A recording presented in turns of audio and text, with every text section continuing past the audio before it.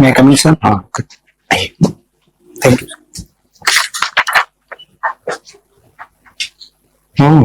Good morning. Good morning sir. Please. Thank you sir.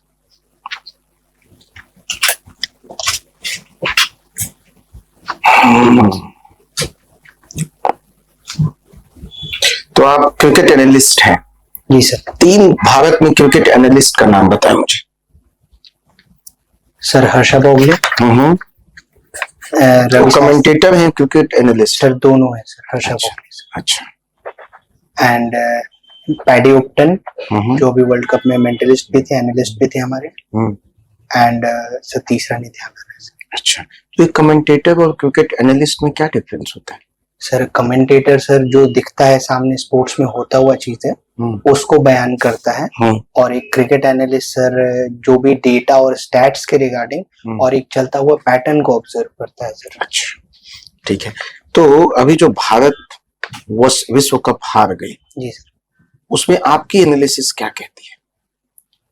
Sir हम पूरा tournament अच्छा खेले सर, हम फाइनल्स में जाके हारे। वो दिन जो अच्छी टीम खेली वो अच्छी टीम जीती, और बाकी रिगार्डिंग जो चीजें हैं कि हम क्यों हारे, तो थोड़ी बहुत क्रंच मैचेस में जो नॉकआउट मैचेस होते हैं जैसे सेमीफाइनल, क्वार्टर फाइनल, फाइनल, तो इनमें जो 150 करोड़ हमारी आबादी है अप्रॉक्स, उसका प्रेशर झेलना हमें सीखना होगा सर, जो मेजर चैलेंज है सर, जिसके कारण हमारी बैटिंग उतनी अच्छी परफॉर्म नहीं की जो लीग मैचेस में हमने परफॉर्म किया सर। अच्छा, ठीक है।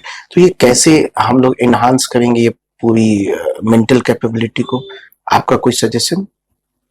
सर ऐसे तो सर बोर्ड जो बीसीसीआई है बहुत कुछ कर रही है इसके लिए सर ऑलरेडी, बट अगर हमको एक सजेशन देना हो तो सर मेंटल स्ट्रेंथ ट्रेनिंग जो इम्पोर्टेंट फैक्टर है, क्योंकि ये एक ऐसा ट्रेनिंग है जो सन 1987 में जब वेस्ट इंडीज हमें 7-0 से आपको टेस्ट मैचेस में हराई थी, तो यही same mental strength training buildup हुई थी सुनील गावस्कर जी की भी, जो एक अच्छा रिजल्ट जाके वहां से एक अटैकिंग सुनील गावस्कर बैट्समैन के तौर पे उभर के निकले थे आने वाले अपने बैटिंग करियर में सर। तो ये एक तरीका हो सकता है सर। चलिए, ठीक है। तो आप इलेक्ट्रिकल इंजीनियर हैं? जी सर। ठीक है।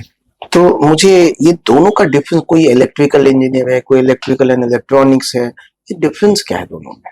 सर जैसे इलेक्ट्रिकल इंजीनियरिंग जो होती है सर, वो हार्डकोर आपको ट्रांसफार्मर और जितने इक्विपमेंट्स रिलेटेड होती है उस पे होती है सर, बट जब इलेक्ट्रिकल और इलेक्ट्रॉनिक डिवाइसेस की जो इंजीनियरिंग की बात आती है तो इसमें सर माइक्रो प्रोसेसर और फिर उसके बाद आपको जो एलईडी जो होती है वो सब इन्वॉल्व हो जाती है सर। अच्छा, मैं भी नहीं समझा सर।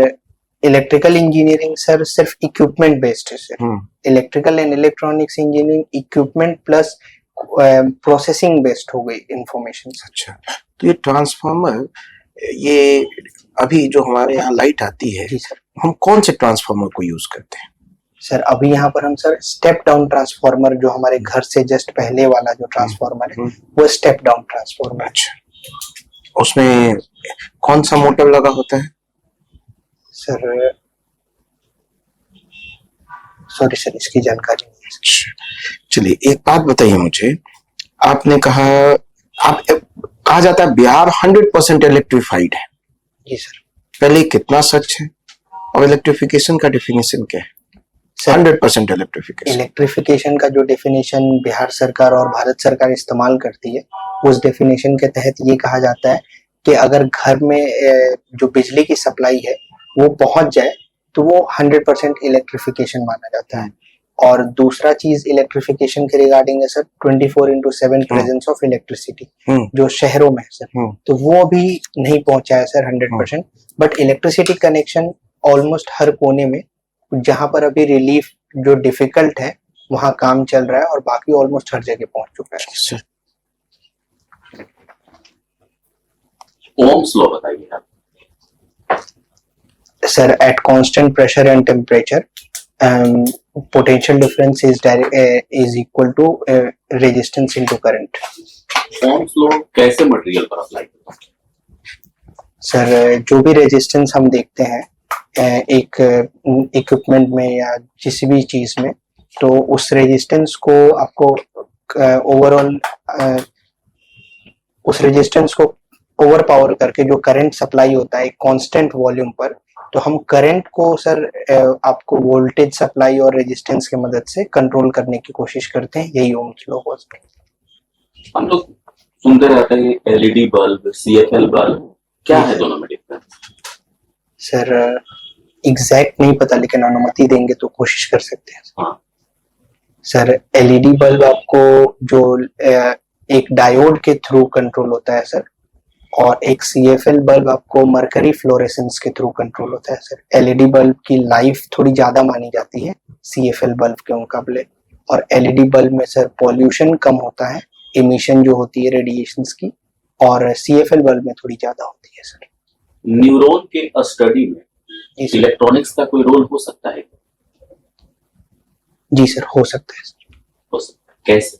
सर ब्रेन मैपिंग जो एक एक्सपेरिमेंट चल रहा है सर, जिसके तहत अभी रिसेंटली कि कैसे कौन सी ब्रेन की नर्व्स रिएक्ट कर रही हैं, उसकी एक्सपेरिमेंट में सर इसका इस्तेमाल हो रहा है सर। हेलियोफिजिक्स आपने वर्ड सुना है? सर सुना है सर। क्या होता है? सर पूरा नहीं पता है सर, मतलब कोशिश कर सकते हैं हम्म, सर। जो आपको जैसे आदित्य L1 जो हमारा मिशन था सर, तो उसके तहत जो हमारा लेग्रेंज पॉइंट था सर, तो लेग्रेंज पॉइंट के स्टडी और उससे रिलेटेड जो चीज है शायद उसको हेलियोफिजिक्स बोलते हैं। 15 नवंबर को कौन सा दिवस मनाया गया था? सर 15 नवंबर को जनजातीय दिवस मनाएंगे, बिरसा मुंडा जनजातीय दिवस। जैसे भारत में आईपीसी वर्क करता है, जी सर। तो 5 अगस्त 2019 से पहले जम्मू कश्मीर में भी कोई काम करता था ट्रांसलेटर पिनल कोड, उसका नाम क्या? सॉरी सर, जानकारी नहीं है सर। कौन? ये आर्टिकल 370 तो सुप्रीम कोर्ट का जजमेंट आया, वो क्या है? सर आर्टिकल 370 इनिशियली हमारे संविधान में आपको एक टेम्परेरी प्रोविजन की तरह इंक्लूड किया गया था, but over the period of time ये एक सस्टेन्ड प्रोविजन रह गया। तो फाइनली सरकार ने इसको 2019 में हटाने का निर्णय लिया था, और उसी को सरकार सुप्रीम कोर्ट ने सही मान्य करा दिया है कि वो डिसीजन सही है कि ये टेम्परेरी था। ये COP 28 अभी कहाँ पे करवाया? सर यूएई में हो रहा है। यूएई के किंग का क्या नाम? सॉरी सर, ध्यान नहीं। ठीक है, आप सिविल सर्वेंट क्यों बनना चाहते हैं? सर सिविल सर्वेंट बनने के पीछे पहला तो सर रीजन ये है कि सर एक स्टेबल जॉब अपॉर्चुनिटी है सर, लाइक करियर वाइज थोड़ा अच्छा है सर। दूसरा कि फाइनेंशियल सिक्योरिटी है सर, और फिर उसके बाद नए डाइवर्सिटी, नए चैलेंजेस देखने को मिलेंगे इस जॉब में, और थोड़ा इंटरेस्ट भी सर रहा है इस प्रति सर। इंटरेस्ट किस चीज का इंटरेस्ट? सर जैसे अपने कॉलेज लाइफ में वॉलंटियर लेवल से शुरू किया था एक्टिविटीज में पार्ट करना, और लास्ट में 4th ईयर तक जाके मैं कॉलेज का ट्रेजरर तक बना सर। तो over the period of time अपनी खुद की पोटेंशियल ये रियलाइज हुई कि हम लोगों को लीड कर सकते हैं, और 10,000 लोगों की हमारी कॉलेज की स्ट्रेंथ थी सर, जो फाइनल ईयर में। आपका कौन सा कॉलेज था? Sir Manipal university Jaipur sir. अच्छा, ठीक है। तो आप डीएसपी नहीं बनना चाहते हैं? सर डीएसपी सीट सर हमारे लिए एलिजिबल नहीं है सर, वो एक सीट है, और वो एक सीट महिला श्रेणी में जाती है सर। अच्छा, ठीक है। तो आपका optional political science and international relation. जी सर। ठीक है। आप अभी इंडिया मालदीव्स का कुछ प्रॉब्लम चल रहा है। जी सर। क्या है वो प्रॉब्लम? सर मालदीव्स में जो सरकार है उसमें दो पक्ष हैं। जो सरकार अपोजिशन पार्टी है वो इंडिया आउट कैंपेन चला रही है। इंडिया आउट कैंपेन वो चाहते हैं कि इंडिया की इन्वेस्टमेंट, इंडिया की इन्वॉल्वमेंट मालदीव्स में ना हो, और इसी के कारण वहां पर ये कैंपेन चल रहा है, और वो चाइनीज इन्वेस्टमेंट को प्रेफरेंस देना चाहते हैं। अच्छा, ठीक है।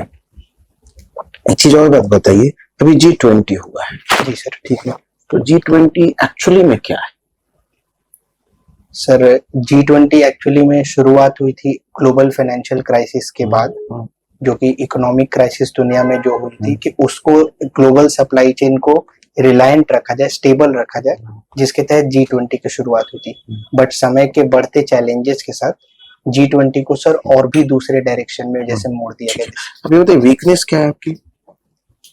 सर अभी तक फिलहाल ऐसी मतलब कुछ खास बहुत बड़ी वीकनेस नहीं है, बट जैसे क्योंकि मेरी क्रिकेट एनालिसिस थोड़ी सी है तो थोड़ा टाइम हो सकता है कि कभी थोड़ा ज्यादा मैं उधर दे देता हूँ। अच्छा, ठीक है। और स्ट्रेंथ क्या है? सर गिव अप नहीं करते सर, और चीजों को समझ के और उस पे एक्ट करने की कोशिश करते हैं जितना मेरे से संभव है सर। अच्छा, ठीक है। और कोई वीकनेस आपकी? सर अभी तो दिमाग में नहीं आ रहा। ठीक है, थैंक यू, जा सकते हैं।